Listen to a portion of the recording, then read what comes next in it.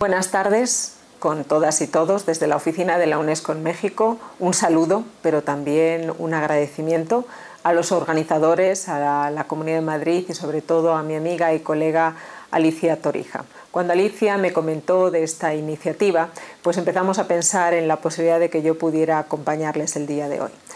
La verdad es que no ha sido posible, pero no quería quedarme sin contribuir desde aquí, desde el otro lado del Atlántico, al tema, un tema absolutamente fundamental para cualquier comunidad de interés, para cualquier Estado, pero especialmente para la comunidad internacional. Pensé que la mejor forma de acercarnos a este vasto tema desde nuestro trabajo iniciaba por una historiografía del tema, por la historiografía que nos lleva al origen de nuestra organización, al origen de las Naciones Unidas y cómo desde esos primeros planteamientos conseguimos que las políticas de género formen parte de una manera transversal de cada uno de los sectores de conocimiento y competencia de la UNESCO. Espero que les guste esta presentación y por supuesto quedamos a la orden, como se dice aquí, quedamos empeñados y atentos con el objetivo principal de estas jornadas. Deseamos que sean unas jornadas de intercambio muy fructíferas, quedamos sin duda atentos a las conclusiones y con las ganas y la convicción de seguir colaborando con ustedes en una causa que es de cualquier comunidad y evidentemente de cualquier país y por supuesto forma parte de nuestro contexto de actuación en el día a día. Mucha suerte, muchos éxitos en la colaboración y manténgannos dentro de las resoluciones para seguir avanzando todos juntos a favor de la igualdad de género como garante del desarrollo. La UNESCO, como agencia especializada de las Naciones Unidas, tiene un mandato muy específico en 5 áreas de gobierno. Por una parte la ciencia, pero la ciencia no solamente la ciencia social, sino también la ciencia aplicada y la ciencia básica. Evidentemente la educación, una educación de calidad para todos, la cultura y también otros 2 componentes fundamentales de la agenda internacional, que tienen que ver con comunicación y con información. En todos estos sectores, la agencia especializada, como es la UNESCO, es una agencia que no olvida de una forma transversal las iniciativas de género y la igualdad de género como requisito indispensable en todas nuestras políticas. La presentación que hemos tenido el gusto como oficina de la UNESCO de preparar para todos ustedes en realidad quiere ser un recorrido por la historia. Hablar también de algunas mujeres poderosas que han empoderado el pensamiento de género desde los orígenes de nuestra organización. Y también, por otro lado, poder especificar cómo esa política de género forma parte de cada una de las actividades que desarrollamos en una agencia de carácter nacional como es la oficina de la UNESCO en México. Queremos decirles que este año además es el 50 aniversario de nuestra oficina y que es la oficina más antigua fundada fuera de la sede. El año pasado celebrábamos los 70 años de las Naciones Unidas y los 70 años de la UNESCO como una agencia especializada del sistema. Lo que realmente es más importante de toda esa labor historiográfica que realizamos es haber identificado perfectamente que el origen, que nuestro ADN, que el pedigrí de nuestra organización tiene que ver con una proposición mexicana en el año 1945 y queremos retrotraernos a aquel momento para presentarles algunas de las figuras más señeras y cómo también México, además de haber dado origen a nuestra organización, lo hizo gracias a mujeres extraordinariamente importantes que sentaron bases muy claras para el desarrollo de las políticas de género y que hemos seguido, por supuesto, año con año. Antes, durante y después de la formación también de agencias especializadas dentro del sistema, como es el caso de ONU Mujeres. Como sé que algunos de ustedes que participan han pasado buena parte de sus días y de la investigación identificando personajes femeninos que hicieron una apuesta importante por las políticas de género, también nosotros en esa búsqueda de los orígenes de nuestra organización las hemos encontrado. Como ustedes saben, en el año 1945 y después de la hecatombe sufrida mundialmente por la Segunda Guerra Mundial, son muchos estados los que se reúnen y establecen las bases para pensar comúnmente, para organizar sistemáticamente la comunidad internacional, y ese es el origen en la conferencia de Dumbarton Oaks en Washington de las Naciones Unidas. México fue un aliado multilateral excepcional desde el primer momento. Y es así como se organiza en la Ciudad de México, en el Castillo de Chapultepec, en el año 1945, una primera conferencia que sería también el germen de pensar esa comunidad de naciones después de la Liga de Naciones, evidentemente, y una vez acabados los tratados de paz de la Segunda Guerra Mundial. Si ustedes observan en esta diapositiva, hay una figura excepcional. Las representaciones de los países que se dieron cita en la conferencia de Londres en noviembre de 1945, y una mujer de estatura física, diríamos pequeña, pero de una gran estatura política e intelectual. Se trata de la señora Ellen Wilkinson. Ellen Wilkinson fue la que convoca esa reunión a los ministros y las delegaciones de educación después de la Segunda Guerra Mundial. Los convoca a Londres, a una gran conferencia. Esa conferencia sería el origen de la UNESCO. Ella se dejó llevar por un instinto importante, que era el instinto de científica.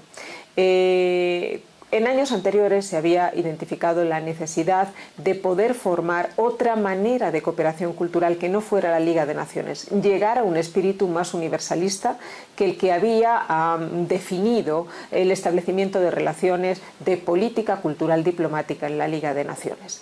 De un movimiento intelectual de un espectro amplio, pero no de una geografía así amplia, se pasa a la necesidad, justo en el año 1945, de crear una plataforma mucho más amplia en este sentido. Y eso es lo que la delegación mexicana en Washington, dirigida y presidida por importantísimos personajes como don Alfonso Reyes, como Jaime Torres Bodet, solicitaron la creación de una agencia especializada en educación y en cultura.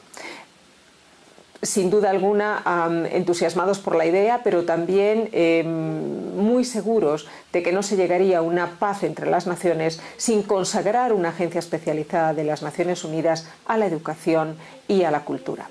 Fue Ellen Wilkinson quien decidió además incluir el tema de la ciencia. Convenció al gobierno del Reino Unido, y es así como de la conferencia de 1945 salimos con una agencia que es el origen de lo que hoy somos, y eso fue gracias a un convencimiento decidido de México y gracias también al tesón y a la perseverancia de una mujer como Ellen Wilkinson. Es evidente que durante muchos años perduró ese espíritu femenino también en la realización de grandes consecuciones mundiales, y ella estuvo también presente en algunas de las definiciones de los primeros textos que en el año 1948 llegarían a constituir la Declaración Universal de los Derechos Humanos, y que este año celebramos en su 70 aniversario. Otra mujer importante. Cuando todavía no se hablaba de las agendas feministas en el mundo, pero se tenía la seguridad de que la mujer debería estar representada en todos los niveles de gobierno, en todos los sectores, antes de abordar políticas públicas en cualquier estado, fue precisamente México quien en el año 1916, hace más de 100 años, en Yucatán, en la ciudad de Mérida, reúne a más de 600 mujeres que quieren abogar por sus derechos. De ese primer germen, en el año 1916, surge un personaje excepcional como es doña Amalia Castillo Ledón. Ella fue pionera para el pensamiento de género y para la defensa de la igualdad de género en las Naciones Unidas. Ella fue una mujer recordada en la conferencia de CEDAW en China. Ella es una mujer que guía los pasos de muchas cátedras UNESCO especializadas en la igualdad de género, como la Cátedra UNESCO de Igualdad de Género de la UNAM, también en México, y es una mujer que verdaderamente fue excepcionalmente importante para definir el ingreso y la presencia de el mundo femenino en las aulas de México desde las primeras reformas educativas en la década de los años 40 y 50 en este país. Pero fue una persona fundamental que defendió los derechos de la mujer como pionera en los primeros comités que en la década de los 40 y los 50 se organizaban en Nueva York en el seno de las Naciones Unidas. Para continuar ese pedigrí, ese ADN femenino mexicano en el seno de nuestra organización, pues para muestra basta un botón. Y este botón es la primera mujer que tienen ustedes formando parte de una delegación nacional ante la UNESCO. La señora Paula Alegría, que después llegó a ser embajadora, constituyó por primera vez como mujer, como representante mexicana, el Comité de Ciencias que a mediados de los años 40 ya estaba funcionando en el seno de nuestra organización. No hemos tenido directores generales mujeres hasta que Irina Bokova asume su cargo. 8 años y 8 años que marcaron también el principio de políticas muy específicas de género en nuestra organización. La generación de reportes específicos de género en todas nuestras políticas, pero sobre todo también la defensa de algunos proyectos puntuales en aquellos lugares donde el derecho consuetudinario y el relativismo cultural no podían seguir justificando desigualdad de género en las políticas públicas y en la vida ciudadana en todos los países. Y esto es algo que le debemos especialmente a esos 8 años de gestión importantísima de la señora Irina Bokova al frente de nuestra organización. Estoy segura que todos ustedes, que todas ustedes conocen, han oído hablar y generan actividades dentro de una arquitectura de cooperación mundial en la que ahora estamos insertos. Durante más de 6 años, 196 países en las Naciones Unidas pensaron conjuntamente una agenda del desarrollo. En septiembre del año 2015 esta agenda ve la luz y es por primera vez una agenda de todos. No es solamente una agenda intergubernamental, es una agenda de organización civil, es una agenda del mundo de la academia, es una agenda interpersonal, es una agenda de todos y de todas. Esta agenda se compone de 17 importantes y principales objetivos del desarrollo sostenible, de 169 metas que han sido adoptadas y adaptadas dentro de las políticas públicas de todos los países y de todas aquellas organizaciones que se asocian a esta Agenda del Desarrollo 2030 de las Naciones Unidas. Es una agenda que la hacen los países, que la hacen los ciudadanos, que la hacen los regímenes asociativos, pero que la hace también el mundo de la empresa. Sin duda alguna es la agenda de las Naciones Unidas donde se va a tener una mayor colaboración con la empresa privada. La gran plataforma de la empresa privada a favor del desarrollo mundial se llama Global Compact y evidentemente tiene también un componente de género en todas sus políticas. Estoy segura que todo este círculo de los 17 objetivos se conoce y que tiene en su germen algo que es extraordinariamente transversal. Y ese es el objetivo número 5. Conseguir verdaderamente una igualdad de género es llegar a posicionar una garantía de desarrollo balanceado, equilibrado y verdaderamente intercultural. Es fundamental también pensar que nosotros, como agencia especializada en cultura, somos la única agencia de todo el sistema especializada en las políticas culturales. Estoy segura que todos ustedes conocen todas las convenciones internacionales, todos los tratados internacionales, y esos tratados internacionales tardaron un poco de tiempo hasta este siglo, hasta el siglo XXI, verdaderamente en ajustar sus preámbulos y todo su articulado a el establecimiento de una equidad de género. Por primera vez, la Agenda del Desarrollo 2030 de las Naciones Unidas considera que la igualdad de género es el verdadero garante del desarrollo y que verdaderamente sin un cumplimiento específico y transversal de este objetivo no puede llegarse a una política de desarrollo equilibrada.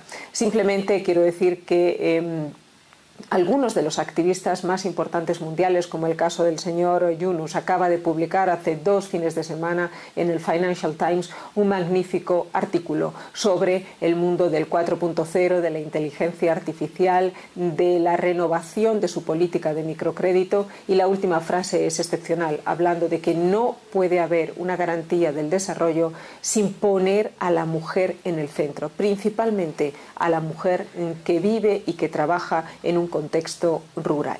Creo que esto nos tiene que hacer pensar, porque esa realidad está presente en todos los países, en los llamados desarrollados, en los llamados no tan desarrollados, en los países de renta media, como en nuestro caso, que es el caso de México. Todos los años la UNESCO sigue recopilando en su capítulo dedicado a ciencia básica, estadísticas e informaciones recabadas en todos los países. Cada 5 años la UNESCO hace un gran informe. Ese es el informe de la ciencia. Acabamos de presentarlo hace pocos meses en la Ciudad de México. Pero creemos que hay algunas cifras que verdaderamente tienen que conocerse para hacer una política pública a nivel del reto y a nivel de la exigencia social.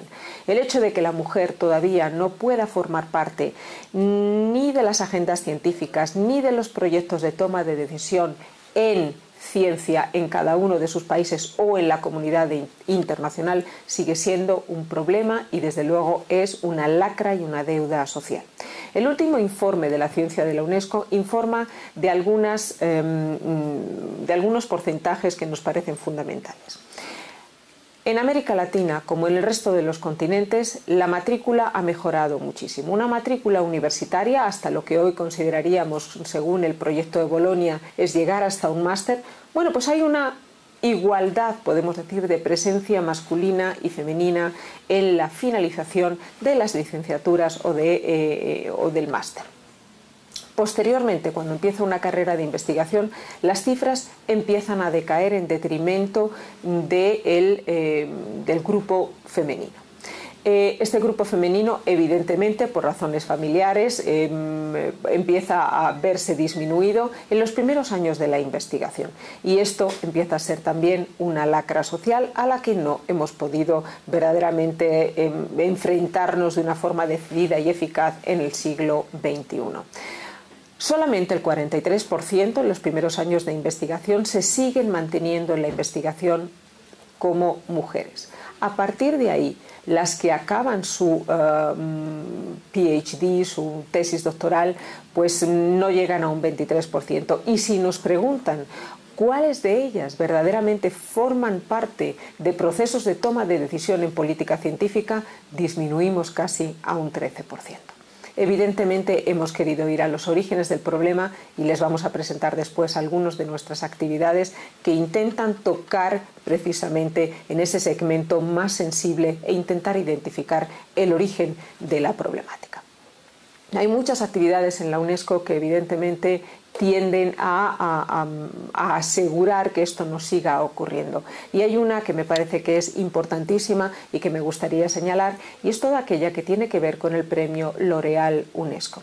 ¿Qué premia? Pues premia año con año a mujeres de carácter internacional, nacional, que verdaderamente consagran su carrera a la ciencia, que son portavoces de experimentos de utilidad social extraordinariamente importante y que evidentemente saben cómo organizar un equipo de trabajo, crear discípulos y seguir haciendo avanzar la política científica también a favor de las mujeres. Creo que aquí en México hemos tenido la ocasión de trabajar y de acercar a nuestras políticas a grandes científicas mexicanas que además lo son también internacionales, porque han conseguido ese estatus internacional. Pero quiero decirles que encontramos algunas de las mejores y más prometedoras científicas en algunos temas como la astrofísica, en algunos temas como las ingenierías, en algunos temas como la genética, que sin duda son temas donde todavía la matrícula es muy escasa para el sector femenino. Probablemente en este país la cifra de mujeres científicas no supera el 30% y ese porcentaje se disminuye mucho cuando empezamos a hablar de ciencia básica, de matemática, de astrofísica, de ingeniería, etcétera, etcétera. Es decir, decir, todo aquello que tiene que ver con ciencia básica todavía está muy lejos de conseguir una equidad de género. Pero más allá de la ciencia, también es muy importante ver lo que ocurre con estudios específicos que tienen que ver con esa cultura de género, con la igualdad de género en la producción cultural. En esta oficina hemos traducido al castellano un informe mundial de la UNESCO. Este informe mundial quería dar cuenta de cómo avanzaban las políticas después de que más de 140 países en el mundo adoptaran y aceptaran formar parte de un tratado internacional como es la Convención sobre la Diversidad Cultural, conocida sobre todo como la Convención del 2005 de la UNESCO. Después del año 2005 llegamos al 2015, hicimos recuento de cómo estaba avanzando y de cómo verdaderamente se podía dinamizar aún más el cumplimiento y la aplicación de cualquiera de los artículos de la Convención del 2005. Por primera vez es una convención que hace referencia en su articulado a las políticas de género. UNESCO cuenta con 7 convenciones internacionales, pero en ninguna de ellas había un artículo que verdaderamente subrayara la necesidad de pensar esa política, su implementación, pero en términos de igualdad de género. Por primera vez, la Convención del 2005 así lo hace. La Convención es una convención extraordinariamente amplia que tiene que ver con todas las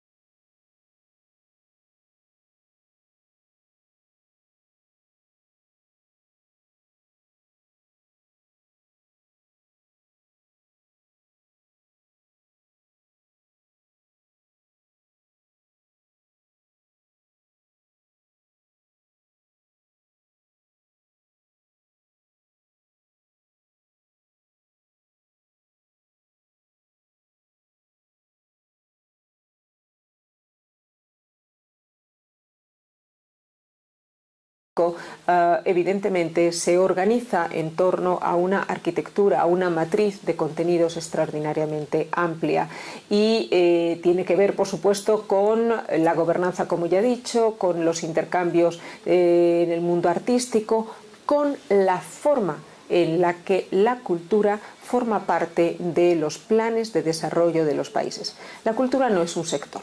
Simplemente, la cultura no es un sector de la producción. La cultura es lo que nos levanta por las mañanas, lo que nos hace tomar decisiones y lo que nos identifica dentro de un grupo de interés, de un grupo de comunidad y de cotidianidad, de prácticas. Y es evidente en ese contexto y en esa definición más amplia y más laxa de la cultura donde opera también esta convención. Por lo tanto, no nos interesa ver las cifras ni la adopción de las políticas de las expresiones culturales dentro de los sectores de la industria creativa, sino entender que la cultura en sí misma es un garante del desarrollo y que la cultura debe generar una manera transversal de estar en todas las políticas públicas. Por lo tanto, la implementación de esta convención no solamente tiene que ver con el cine, no solamente tiene que ver con el mundo de la edición, no solo con el videojuego, no solo evidentemente con el turismo cultural, no con las prácticas de patrimonio en sí mismas, sino con aquello que define a la cultura como una estrategia de partida en cada una de las políticas públicas, en políticas de finanzas, de comunicación, en políticas de participación social, en políticas hacendarias, en políticas evidentemente educativas. El informe del año 2015 analizaba cuál era esa perspectiva de género dentro del contexto de la convención. Y tenemos algunos datos, creo que verdaderamente importantes. El primero, que para llegar a un análisis más profundo no nos valen las estadísticas culturales que tenemos hasta ahora, porque en esas estadísticas culturales no hay una disgregación de datos por sexos, y esto hace especialmente opaca la manera en la que la Convención puede tratar el tema de la desigualdad de género. Necesitamos estrategias y estadísticas desagregadas por género, y esto verdaderamente es una exigencia y una urgencia del papel de la cooperación internacional. Hay muchas profesiones que están completamente opacadas. El reporte nos informa sobre cómo en cada uno de los gremios y dentro de cada uno de los gremios por sectores de actividad de todas las cadenas de producción vemos que van aumentando las cifras. Pero hay algunos sectores donde el papel de la mujer pues no está representado, aunque sabemos que existe. El papel de la dirección cinematográfica está prácticamente oculto. En esta gráfica podrán comprobar que hay una diferencia sistemática por años también entre el papel de las directoras, de las guionistas y de las productoras. Y evidentemente en los papeles de dirección no podemos decir que no existan, pero no se ven, y en cualquier caso son mucho más minoritarias las actuaciones de las mujeres. Con todo y con esto fue nuestra directora general, la señora Irina Bokova, la que también solicitó que se hiciera un reporte, ya que las estadísticas no eran suficientes, que se hiciera un reporte adicional, y este reporte adicional se titula Igualdad de Género, Patrimonio y Creatividad. Está a disposición de todos ustedes. Valga decirse que todas las publicaciones de la UNESCO son información pública y están todas accesibles en el sitio oficial de nuestra organización. Para ella era importante señalar, y siempre lo decía, recuerdo en todas las reuniones que tuvimos con ella y en todas las presentaciones en relación con temas culturales de la organización, siempre decía que la presencia de la mujer, y una presencia contada y una presencia bien argumentada, era la mejor garantía para favorecer la diversidad cultural, que como ustedes saben pues es el gran mantra de nuestra institución. El informe daba todavía cuenta de unos grandes desequilibrios. No hay forma de medir o de pensar el género en algunas políticas públicas nacionales, ni siquiera de pensar en prioridades en agendas internacionales de cooperación en cada uno de los países, y el papel del género no estaba todavía transversalizado en cómo se piensan en los países los planes de desarrollo. Si analizamos específicamente algunas de las políticas que tienen que ver con la cinematografía, pues está muy claro que el papel del hombre es más preponderante, que se le conoce con nombre y apellido, que hay una gran oscilación a lo largo de los años en cómo se nos han ido haciendo llegar los datos, pero lo que sí es muy cierto es que en profesiones como el cine o como el libro son profesiones todavía extraordinariamente masculinas. Si nos acercamos a la gráfica que les presentamos aquí, en la sección de la derecha tendrán en color rojo la representación de las mujeres en específicas secciones de toda la cadena de producción. Como directoras es minimalista, como guionistas también minimalista, como productoras ejecutivas de la misma forma. La producción en general tiende a ampliar la cifra femenina en este sector, editoras aún menos, y desde el punto de vista de la cinematografía ya ven ustedes que la representación es mínima. Pero vayamos también a algunos otros análisis del papel de la mujer en otras estrategias pues que nos siguen pareciendo fundamentales. Por ejemplo, la Bienal de Venecia. ¿Qué representación hay de mujeres respecto a hombres? Pero no solamente como autoras, sino como productoras de contenidos, como exhibidoras, como curadoras. Aún es minimalista. El número o el porcentaje de hombres y mujeres que tienen que ver con las ediciones y también las ediciones cinematográficas todavía muy disminuido. El porcentaje de hombres y mujeres en los jurados de los festivales internacionales todavía disminuido en relación a la presencia femenina. Muchísimo más, yo diría que el mínimo del minimalismo es el número de mujeres que hoy por hoy en cualquier país del mundo dirigen orquestas sinfónicas. Y evidentemente también nos interesa la presencia o no del género femenino en los niveles más altos de toma de decisiones en política cultural, como es el caso de cuánto número de ministras de la cultura existen en los países que han adoptado la Convención. Pues ya ven que sigue siendo evidentemente minoritario. Y además esta minoría es una minoría que afecta a todo, que afecta a la concepción de las políticas culturales, a la producción, a la distribución y a la evaluación de las políticas culturales. Falta una presencia sistemática del mundo femenino y por lo tanto no estaremos atendiendo a las generalidades de cualquier política de desarrollo. Algunas cifras importantes que se obtienen también de este informe. Solamente el 10% de los directores de cine son mujeres. Además, estas son menos del 50% de todos los guionistas. El 78% de los profesionales de los Estados Unidos son arquitectos y solamente 2/3 son músicos, productores y fotógrafos, y esos 2/3 siguen siendo hombres.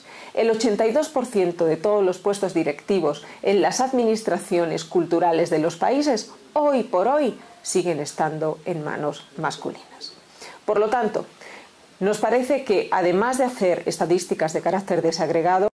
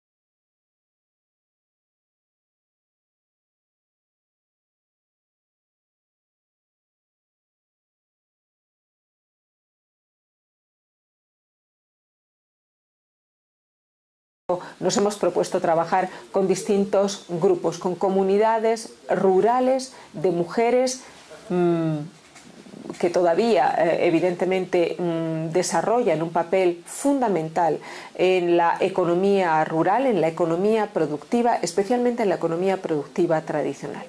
Hemos ido a conocerlas, hemos ido a saber cómo se identifican como grupo, hemos ido a conocer cuáles son sus retos como mujeres en sus comunidades de origen. No podemos desarrollar proyectos con mujeres que vayan inmediatamente en el seno de sus comunidades a producir, por ejemplo, algún tipo de incentivo económico directo, porque esto jugaría un papel contra su estatus dentro de la propia comunidad, porque sería desbancar en muchos casos la capacidad financiera de sus esposos, y eso desestabilizaría completamente el statu quo de la comunidad. Pero sí hemos trabajado con ellas en al menos dos líneas fundamentales. Aquí traemos el ejemplo de las mujeres de la miel, de las mujeres de la meliponicultura. Hemos trabajado para entender cómo su trabajo medido y su trabajo ancestral contribuye a la polinización y a su vez al mantenimiento de una de las selvas más verdes, más grandes de todo el planeta. Las selvas y la reserva de la biosfera de Calakmul entraron a formar parte de las reservas MAP de la UNESCO hace más de 15 años. Hace pocos años el sitio se concibió como un lugar mixto para la lista del patrimonio mundial. La abeja melipona es una abeja nativa, es una abeja fundamental, es una abeja que genera toda la polinización que necesita el bosque verde para regenerarse y además, por supuesto, es la productora de una de las mieles, pues no solamente más fundamentales para la alimentación local, sino que se ha convertido en un gran producto apto para la exportación internacional. Pero evidentemente todo el mundo habla de esa miel como una miel de maravilloso aroma, de gran sabor, pero para llegar a eso hace falta un conocimiento tradicional y un conocimiento del que ellas, las mujeres de la miel, son portadoras.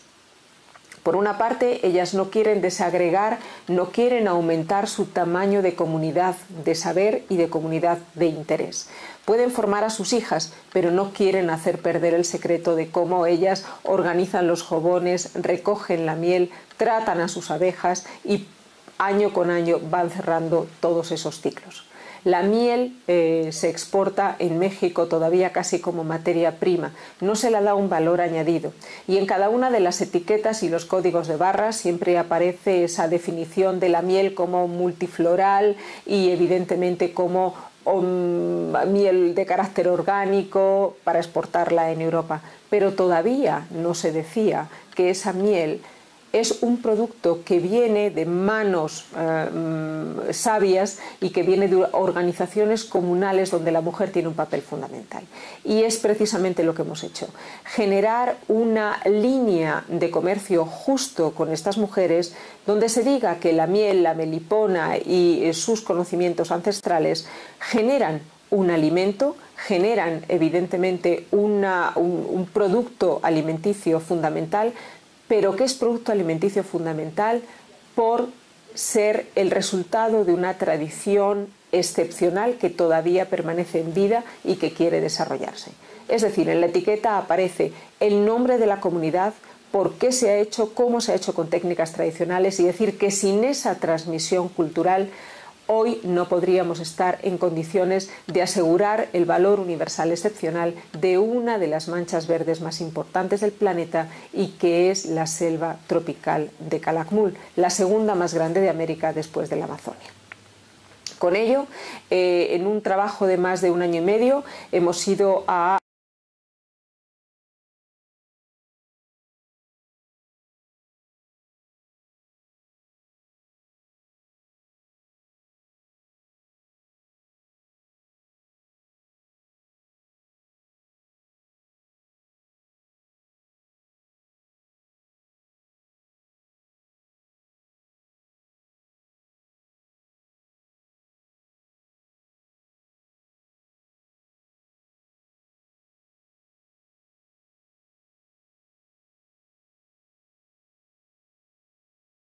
para otros productos tradicionales también mexicanos, por ejemplo, de otros sitios de patrimonio mundial como la Gran Reserva de Siancán. Las mujeres de Siancán especializadas en la producción de mermeladas. Ustedes saben que hablamos siempre de sustentabilidad, que hablamos siempre también de por qué no viaja mejor lo exótico, pero a veces no puede viajar. Las frutas mexicanas casi en un 30% no pueden viajar, pero sí en forma de mermelada. Y eso verdaderamente es otra de las maneras en las que entendemos esa tradición cultural viajando y siendo embajadora cultural de este gran país que es México. De la misma manera, la cultura de los hongos. La cultura de los hongos que nos habla de diversidad cultural, que nos habla de todo un mundo de ritos y de sueños, un mundo que va, y que no diría yo que es un mundo de magia, sino un mundo de curación, y es un mundo todavía extraordinariamente vivo en algunos estados como es el estado de Oaxaca, detentado por las mujeres, y unas mujeres que quieren trabajar en comunidad. ¿Para qué? Para el mercado farmacéutico, para el mercado de la medicina, medicina no química y sobre todo a favor también de la curación y de la sanación en hospitales de carácter intercultural que todavía tienen una presencia importante en este país. Y esa es la cultura de los hongos. Y la cultura de los hongos que después de María Sabina en México es absolutamente fundamental como canal también de transmisión cultural y es la mujer el principal agente de esta transmisión. De la misma manera que en otros lugares como en la Sierra Mojonera con toda una serie de plantas, cactáceas principalmente, que tienen que ver con las industrias farmacéuticas y también de cosméticos.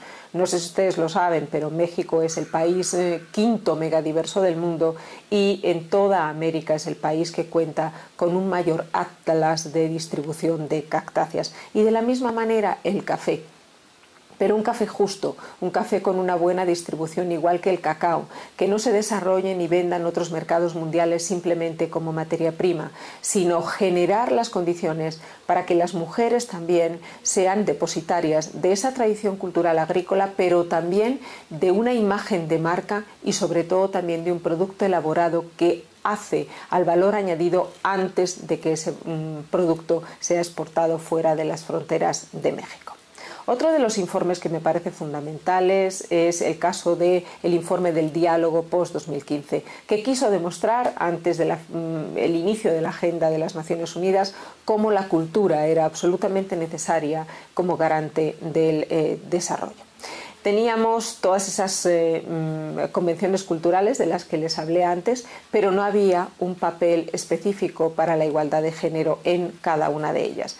Pero sí me parece importante que la igualdad de género y las políticas culturales han sabido auparse a un nivel político de excelencia gracias a las resoluciones que la UNESCO ha podido manejar y llevar hacia adelante en los últimos 5 o 6 años en la Asamblea General de las Naciones Unidas, que tiene que ver con políticas de cultura y desarrollo y que verdaderamente han alcanzado en algunas ocasiones no solamente a la Asamblea, sino uno de los órganos ejecutivos más importantes como es el Consejo de Seguridad de las Naciones Unidas.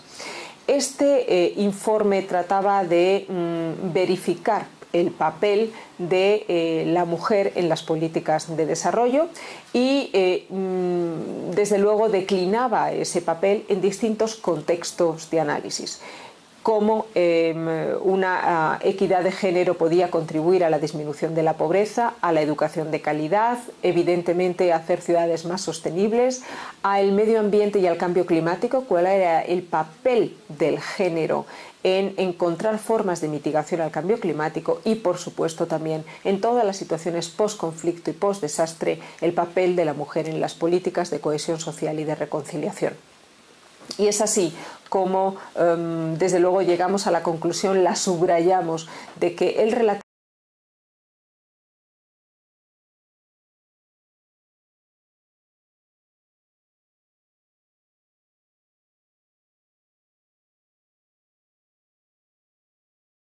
de diferencia cultural no puede ser aceptada en la agenda internacional de la política cultural.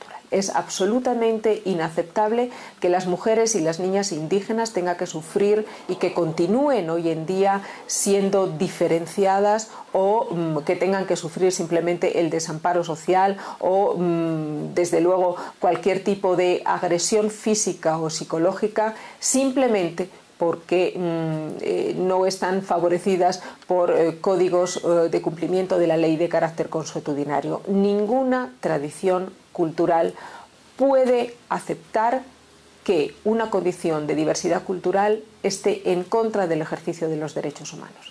Y eso es lo que nosotros tratamos de desarrollar en todas y cada una de nuestras políticas.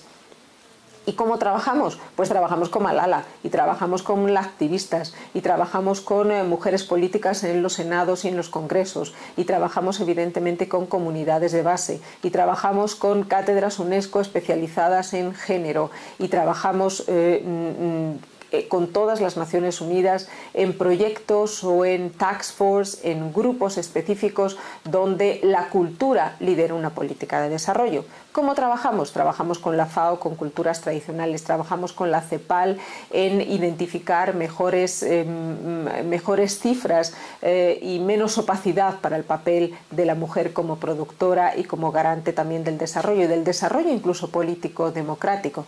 Es evidente que trabajamos también con OMS, OPS para todos los temas que tienen que ver con salud y es así como vamos a través de la cultura centrando grupos de trabajo que las Naciones Unidas van desarrollando en cada uno de los países y sin duda ya lo hemos constituido, liderado por la UNESCO en el caso de México.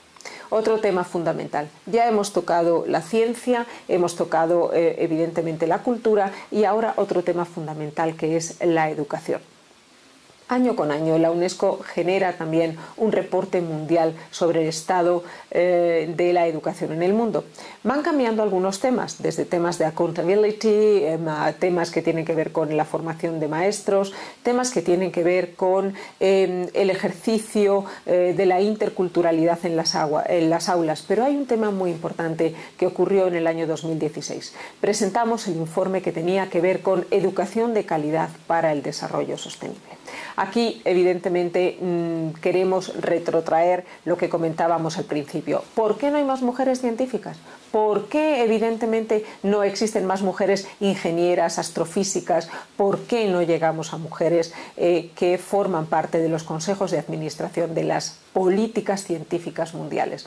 Bueno, pues realmente nosotros pensamos, y el informe así lo confirma, que debemos retrotraernos cada vez más a la edad infantil y más allá de la básica, incluso al mundo del preescolar.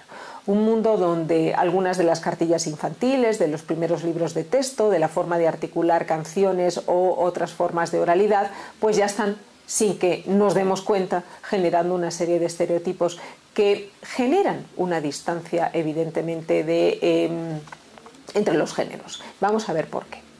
El objetivo número 4 de la agenda tiene que ver con esa educación de calidad.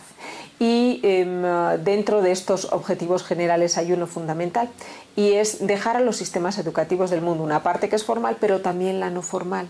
Y en la no formal empezar, sobre todo, a generar en la currícula una manera de no distorsionar o de no establecer una distancia ni entre las artes ni las ciencias, ni entre la creatividad, evidentemente, y el mundo de la abstracción. Son cosas que deben ir juntas, y esto creo que es una máxima para todos los países en el mundo. En los últimos 10 años los informes de la UNESCO informaban que sí que existe un número muy importante de millones de infantes, niños y niñas que han ido a la escuela en estos 10 últimos años. Se ha podido establecer una entrada, no diría desde el preescolar, pero sí una entrada en la básica de 84 millones de personas. Y de esos 84 millones de personas, 52 son niñas. Creo que esto es algo que nos hace confiar en los sistemas de cooperación internacional. Sin embargo, 781 millones de adultos carecen todavía de todas las habilidades mínimas de alfabetización. Y lo más importante que nos preocupa ahora es que 2/3 son mujeres. Algunas de las prerrogativas de este informe es conseguir que en el año 2030, que en el 2030 lleguemos a superar algunos obstáculos, y sobre todo con algunas ideas que son ideas fuerza y están a la base de esa propensión. La universalización de la educación media superior en el 2030 implicaría para África que 350.000 niños pudieran morir ya en el año 2050. Es decir, si nosotros conseguimos hasta el 2030 ampliar esa matrícula, estaríamos disminuyendo en cientos de miles de niños. La cifra de la mortalidad infantil estaría reduciéndose de una forma dramática, y es ahí a lo que vamos. Y para eso necesitamos muchas más niñas en la escuela, que permanezcan en la escuela y que permanezcan en edades comprendidas entre los 6 y los 12 años. Otra proyección importante, la universalización de la educación media superior en 2030 evitaría 50.000 muertes en las 2 décadas subsiguientes por desastres naturales. Es evidente que es absolutamente fundamental que hagamos una recapitulación y un atlas de respuestas culturales a través de las mujeres sobre la mitigación del riesgo post-desastre y post-conflicto. Esto es una agenda pendiente todavía en el seno de las Naciones Unidas. Necesitamos acelerarlo porque necesitamos cumplir con esa proyección. En cuanto a la educación temprana, hemos conseguido en el mundo un avance importante sobre la inclusión y la permanencia en la educación básica en casi todos los países del mundo, pero el preescolar todavía sigue siendo un punto de interrogación. No se ha conseguido en todos los países, y es ahí donde tenemos que orientar nuestros mayores esfuerzos. Y en cuanto a las metas de igualdad, En el 2015, cuando comenzó esta agenda, el 63% de los países alcanzó una paridad de género en educación primaria, 46 en secundaria y 23 en media superior. Ven cómo va disminuyendo a medida que avanzamos en edad el tema de la paridad. En los 3 últimos años en el mundo podemos decir que hemos mejorado, pero evidentemente no podemos todavía asegurar que sin hacer grandes esfuerzos en los próximos 5 años podamos llegar a cumplir algunas de esas proyecciones. En México, nosotros hace unos meses hemos juntado a 4 generaciones de mujeres. 4 generaciones de mujeres cerca de la ciencia. Desde, como ven aquí, algunas de las campeonas muy jóvenes, adolescentes, niñas en las Olimpiadas de Matemáticas o en las Olimpiadas de Robótica, hasta mujeres científicas mexicanas con más de 80 años y que han sido las decanas de la ciencia en México, en departamentos de química, en departamentos de bioquímica o de biología molecular. Realmente lo que nosotros quisimos hacer es juntar 4 generaciones, 4 miradas, 4 formas de llegar a testimonios muy personales para saber cuáles habían tenido que ser los esfuerzos para luchar contra todo y llegar a cumplir el sueño de ser mujer científica. Creemos que es una lección para cualquier competencia, para cualquier política pública y de hecho creemos que juntando y articulando esos testimonios verdaderamente podemos hacer una política de mentorías entre las generaciones de mujeres que ayuden a que otras no tengan que pasar ni por los mismos calvarios ni por las mismas vicisitudes. Desde las mujeres indígenas de Chiapas hasta las niñas que han ganado esa Olimpiada de Robótica diseñando, por ejemplo, estrategias de comunicación porque sus hermanitos o sus hermanitas eran niños autistas. Creo que esto sí que es una seguridad en cohesión social, es una seguridad en términos de garantía para el desarrollo y desde luego es una garantía necesaria e imprescindible para pensar en términos de avance y de evolución. Sin las mujeres no podemos hacerlo. Con las mujeres estamos seguras y seguros de que realmente en México, como en el resto de los países, estamos contribuyendo a seguir generando un capital seguro y estar construyendo con una base muy firme el resto de las políticas del desarrollo del país. Y gracias a estos testimonios de las jóvenes científicas mexicanas nos dimos cuenta de algo interesante. La construcción de los materiales didácticos desde el preescolar debe ser reexaminada.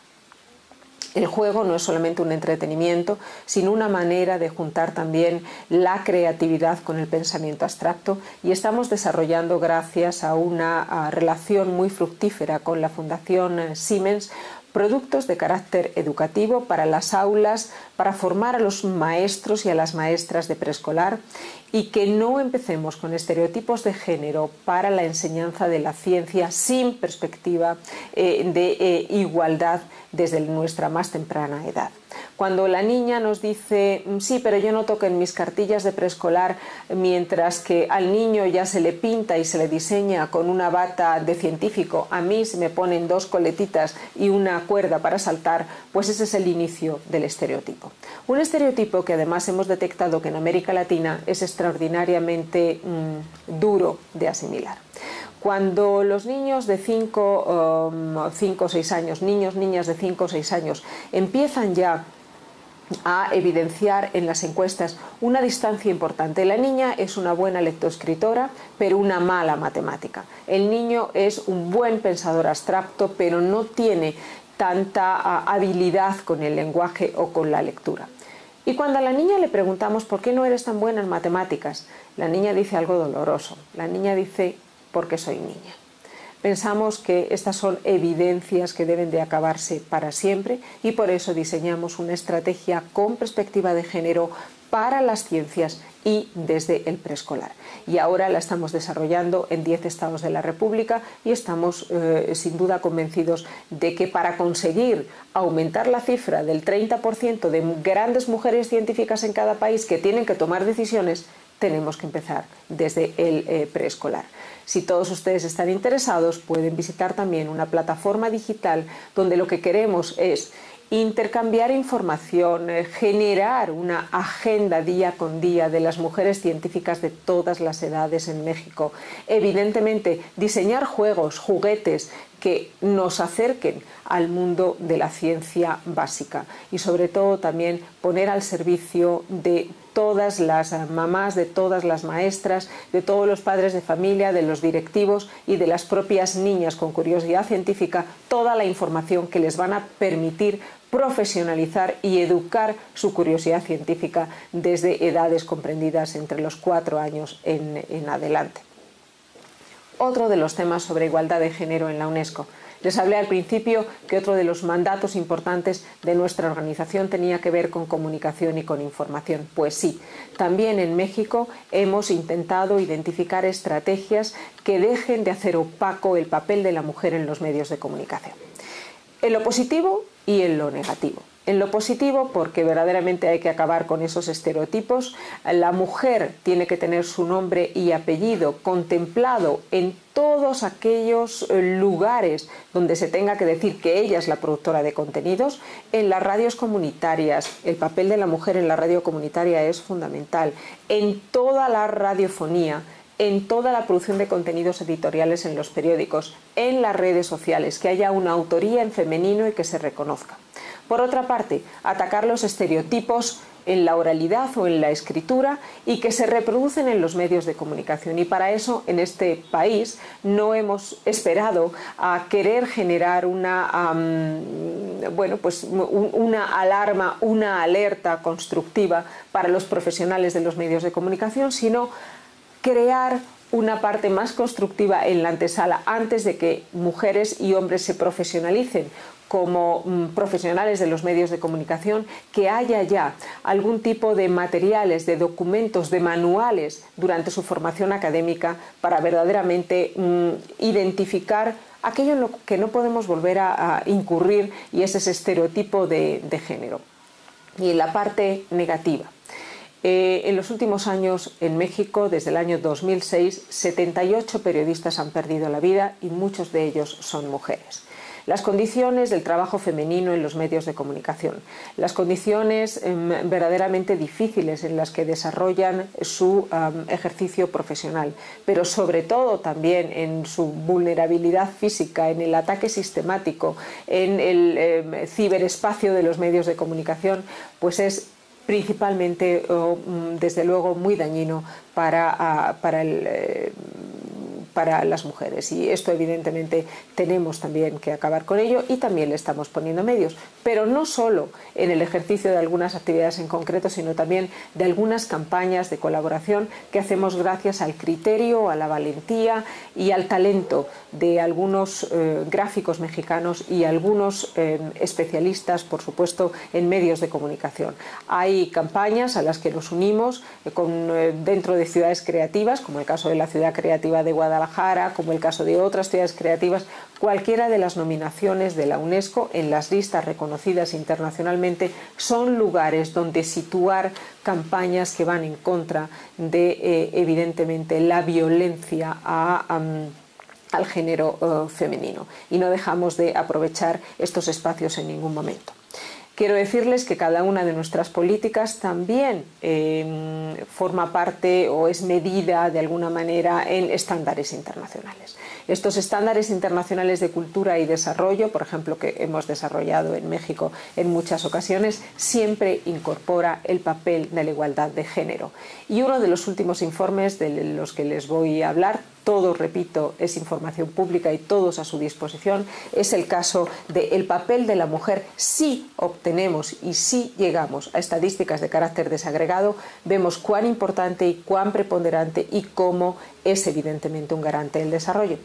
Cuando observamos cómo los países del mundo, cómo las regiones habían cumplido la última agenda del desarrollo antes del 2015, vimos evidentemente que había un desarrollo exponencial importante, acelerado en las políticas educativas de calidad en África subsahariana. Y entonces ahí nos preguntamos cuál era el papel de la lectura en la era móvil, entre tantos otros interrogantes.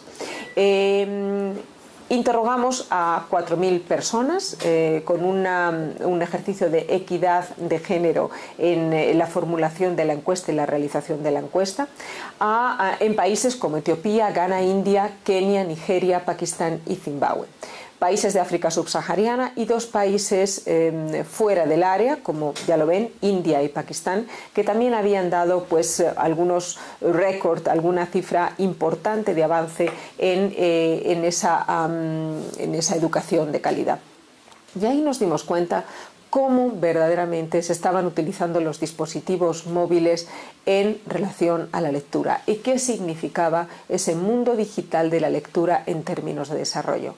Pues por primera vez es muy claro que el número de hombres, como los Wikipedia y como todo lo que hemos analizado, el número de usuarios masculinos sigue siendo todavía muy mayoritario en todos estos países. Pero lo que verdaderamente nos satisface y deja un margen grande a la esperanza en términos de igualdad de género es poder llegar más allá y saber cómo las mujeres leen en esos dispositivos. Pues las mujeres leen más, están más tiempo, son más diversas en sus temas y sobre todo lo utilizan incluso en momentos fundamentales para la transmisión cultural. Aquí en este informe hemos llegado también a conocer que esas mujeres que leen más y que leen más tiempo, a pesar de tener un número más reducido de acceso a esas tecnologías digitales, pues son capaces de leer a sus hijos en sus propias lenguas. Algunas nanas son lugares donde no existe libro de texto, donde no existen libros de distribución, no se pueden comprar, donde no hay bibliotecas, pero sí hay un acceso a las formas en las que ellas eligen estar en una convivencia cultural y sobre todo también defender sus derechos de acceso y formar parte de la vida cultural de sus comunidades. Y esto también se consigue gracias a teléfonos y no tan inteligentes, bastante básicos, pero que las acercan a una forma femenina y a una forma desde luego contundente y que apunta a una mejor política de género desde el contexto de lo doméstico. Para terminar, y para que vean que todo lo que hace la UNESCO, lo que dice la UNESCO que hay que hacer, también lo tienen que hacer en casa, es decir, también tenemos que predicar con el ejemplo. Sirva esta estadística para que ustedes entiendan cuánto nos queda también en el seno de las Naciones Unidas para poder llegar a una igualdad de género y una representación equitativa de los sexos en cuanto a todos los procesos de toma de decisión. Desde un P5 hasta un D1, un D2 o las direcciones generales de las agencias de las Naciones Unidas, pues necesitaríamos hacer políticas mucho más eficaces y mucho más efectivas de aquí al 2046 en el seno de las Naciones Unidas para conseguir una mejor formulación de la equidad de género en todos los procesos de toma de decisiones. Y es aquí donde ven ustedes que todavía le falta mucho al mundo. Para terminar, yo diría que evidentemente necesitamos empezar desde el preescolar para ir poco a poco en el medio tiempo, no en el largo tiempo, sino en el medio tiempo, para ir ajustando todos esos quiebres y todas esas brechas. Pero mientras tanto, el premio L'Oréal de mujeres científicas, la disgregación de los datos en cualquier estadística cultural de la UNESCO y, por supuesto, velar porque las mujeres entren a formar parte de las aulas y queden en las aulas hasta su formación preuniversitaria es absolutamente prioritario para cualquier agenda del desarrollo mundial. Sin las mujeres no hay equidad, sin las mujeres no hay desarrollo. Y eso es lo que pretendemos con cada una de nuestras políticas en el día a día. Desde el número de personas que forman parte de cada uno de los temas en cada una de las publicaciones de la UNESCO, desde la representación en los grupos temáticos en cada una de nuestras políticas, desde la colaboración con mujeres en cualquiera de los sectores que se acercan al diseño, a la concepción y a la realización de todos nuestros programas de desarrollo. El papel de la mujer es fundamental. No estamos haciendo bien nuestro trabajo si no contribuimos a ello cada día. Yo les aseguro que por nuestra parte pueden contar con la colaboración de la UNESCO en las recomendaciones que obtengan de estas sesiones de trabajo tan interesantes en los próximos días, y agradecemos sin duda el espacio prestado a nuestra oficina y a la UNESCO como un garante también de esa igualdad de género para las Naciones Unidas. Muchas gracias, buena suerte y muy buen trabajo.